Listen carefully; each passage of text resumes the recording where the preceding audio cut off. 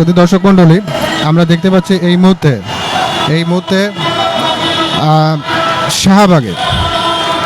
আমরা দেখতে পাচ্ছি শাহবাগে রাস্তা অবরোধ করেছে 24-এর বিপ্লবে পঙ্গু, আহত ও শহীদ পরিবারের সদস্যরা।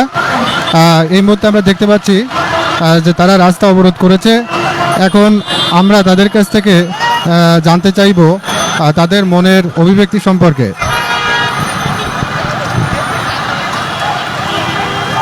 আসসালামু আলাইকুম। আমি অনেক কষ্ট করে দেশে আমার ছেলে ফেলে নিয়ে দেশের ঢাকা আসছি। আমার 14 বছরের ছেলে আমার লগে চাকরি করছিল। এই খুনি হাসিনা আমার ছেলেরে হত্যা করে লেছে। এই খুনি হাসিনার বিচার চাই। আমার ছেলেরে যেরকম হত্যা করছে এরকম যে খুনি হাসিনার হত্যা করে, খুনি হাসিনার যে ফাঁসি হয়।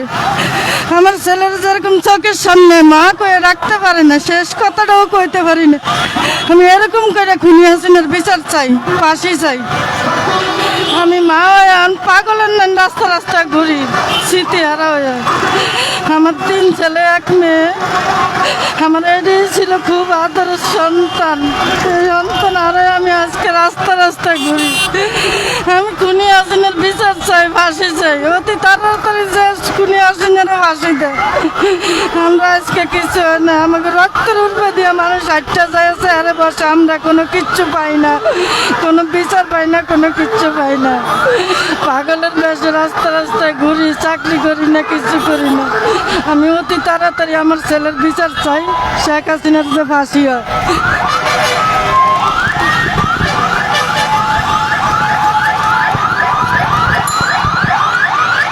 আমার ছেলে কবির 10 নম্বরে শহীদ হয়েছে।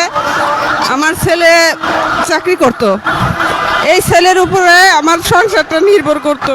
আজকে আমার 6 মাস ধরে আমার ছেলেটা মারা গেছে। আমার তো খোঁজ খবর কেউ নেয় না। আমরা কেমনে বাঁচি, কেমনে খাই, কেমনে চলি? আমরা তো পয়সা থেকে মরে গেছি। তার চেয়ে একেবারে মাইয়ে ভালো কামাগো, তাও তো ভালো, কিন্তু আমরা কি বাঁচবো? আমার স্থান হয়ে গেছে রাস্তায় আমাকে ঘুরতে হয়। কেন আমরা এই রাস্তায়? আজকে এই শেখ হাসিনার কারণে আজকে আমরা রাস্তায় এসে নেমে গেছি।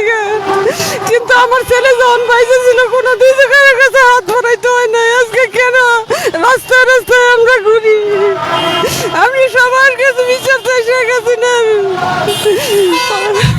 ডাক্তার ইনুসারের কাছে বিচার চাই। এই বিচার আমাকে করুক, আমরা কারো কাছে গিয়ে নিয়ে পাই না। আমরা কেন রাস্তার কাঙ্গাল হয়ে গেলাম? আমাদের রাস্তায় অনেক ঘুরতে হয়। আজকে আমাকে থানে এই রাস্তায় আমরা এত কষ্ট করতেছি, কিন্তু আমাকে দিকে তো কেউ মিলে তাকায় না। আমরা এত কষ্ট করে খাই, এত কষ্ট করে খাই, আমাকে দেওয়ার মতো মানুষ নেই। আমার ছেলে পয়সা থাকতে চাকরি করছে, ভাত খাইছে, কিন্তু কখনো কারো কাছে হাত পাততে দেয় না। আজকে রাস্তার মুখে রাস্তায় ঘুরি। কি নিয়ে বাঁচবো আমরা গাড়ি নিয়ে বাঁচবো? আমাদের জীবনে তো শেষ। আমরা তো পয়সা থেকে মরে গেছি। আমাকে সাহায্য করার মতো মানুষ নাই, দেখার মতো মানুষ নেই। মা কয়ে ডাকতে পারবো তো কেউ নাই আমাকে। আমরা কই যাবো, কার কাছে আশ্রয় পাবো? আমাকে জীবনটা অনেকটা শুকনো মরুভূমির মতো হয়ে গেছে। আমরা সবার কাছে বিচার চাই, এই দেশের রাজার কাছে বিচার চাই, ডাক্তার ইনুসারের কাছে বিচার চাই। আমাদের পাশে যে নয়সে দাঁড়ায়, ওনারা আমার কোন জায়গায় নিয়ে আসলো?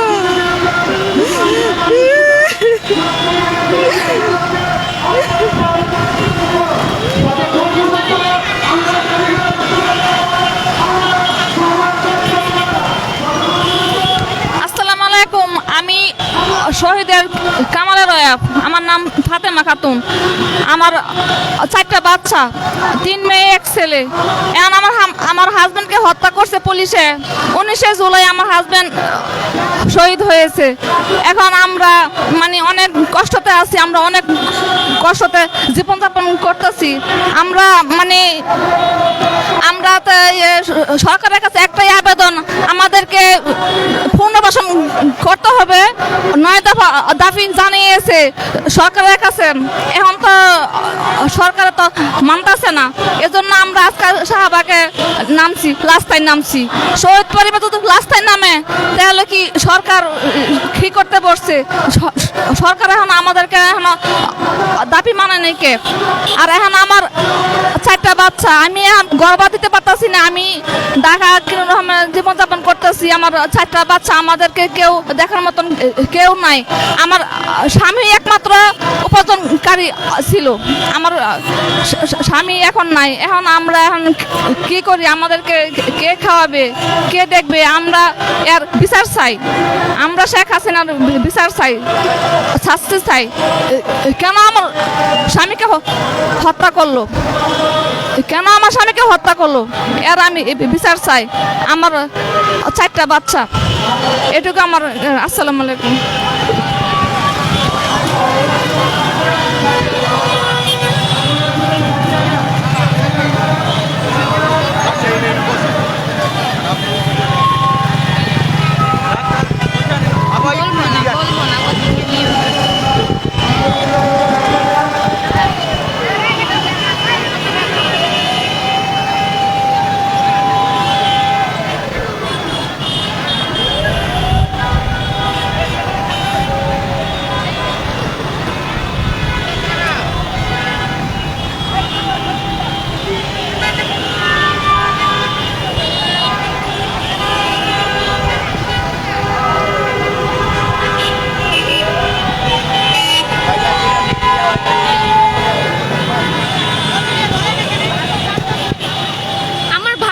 এটা 6 মাস হয়ে গেল, কোনো বিচার নাই, ফ্যাসিবাদের কোনো বিচার নাই। সরকার অন্য দেশে রয়ে গেছে, আমাদের কি কোনো বিচার হবে না? রক্ত চুষে খাইছে, তাদের কোনো বিচার নাই।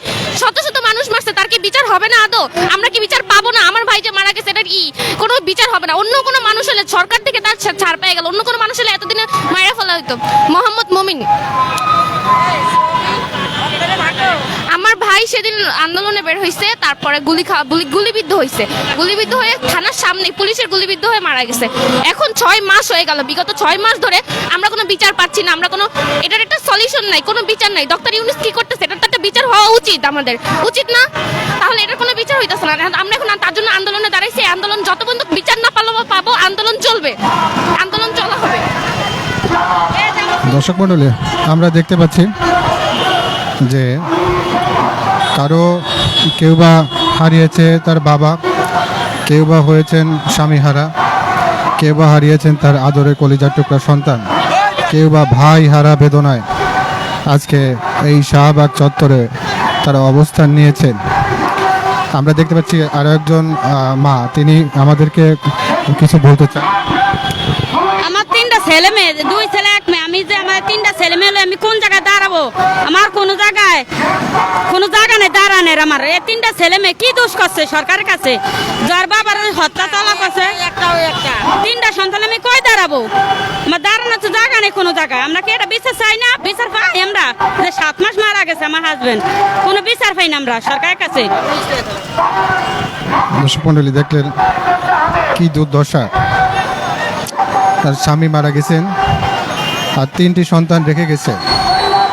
কি তাদের অবস্থা, কি তাদের পরিস্থিতি, কিভাবে তারা বেঁচে থাকবে, এটাই তারা সরকারের কাছে জানাতে চেয়েছে।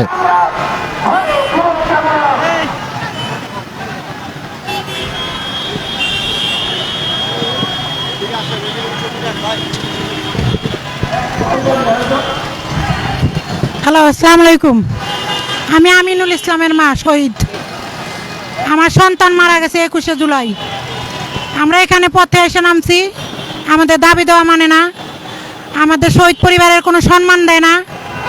আমাদের শহীদ পরিবারের সাথে কোনো দল, কোনো সরকার, কোনো কেউ আমাদের সাথে যোগাযোগ করে নাই, কখনো আমাদের সাথে আমার দুঃখ সুখ বলে নাই। এই জন্য আজকে আমরা পথে নেমে আসছি। আমাদের অধিকার মেনে নিতে হবে, আমাদের যোগ্য সম্মান দিতে হবে এবং আমাদের দাবি দেওয়াগুলো মেনে নিতে হবে। আর আমরা বিচার চাই, পুনর্বাসন চাই। হ্যাঁ, আমি আমার ছেলে হত্যার বিচার চাই, আমার শহীদ পরিবারের বিচার চাই, হাজারো মা বোনের সন্তান মারা গেছে তাদের বিচার চাই। হ্যাঁ।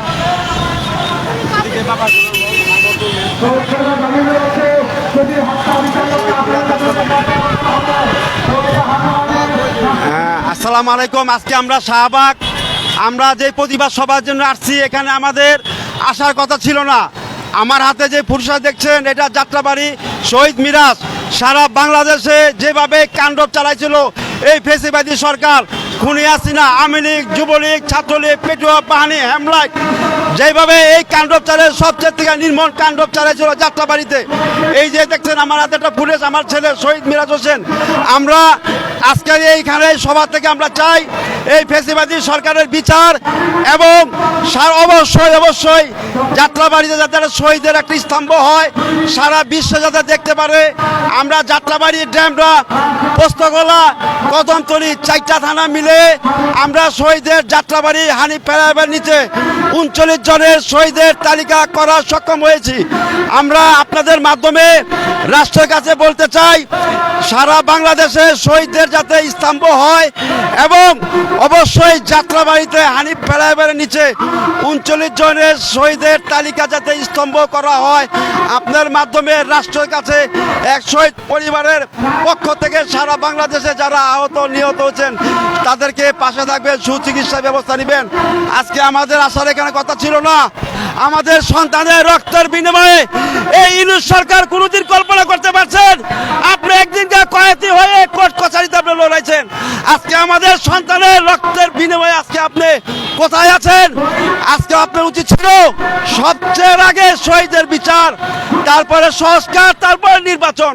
আমরা অবলম্বন কালকে দেখেছেন এই খুনি হাসিনা ভারতে বসে যেভাবে উনি রাষ্ট্রীয় ক্ষমতা ভাবে যেভাবে কথা বলছিলেন, এবং কালকে মিডিয়ার মাধ্যমে যেভাবে উনি কথা বলেছেন, প্রত্যেকটা শহীদের রক্তের বিনিময়ে চাকু দিয়ে, ব্যানার দিয়ে, গুলি করে আবার শুনি সেইভাবে আমাদের আঘাত করেছেন। তার আপনি দেখেছেন সারা বাংলাদেশে কাণ্ড।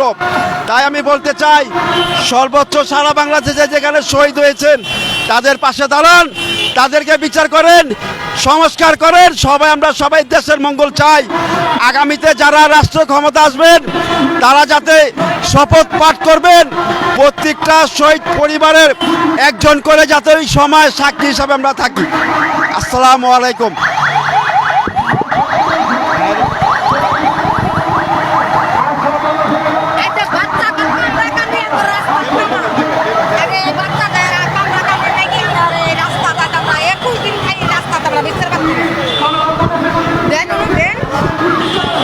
আসসালামু আলাইকুম।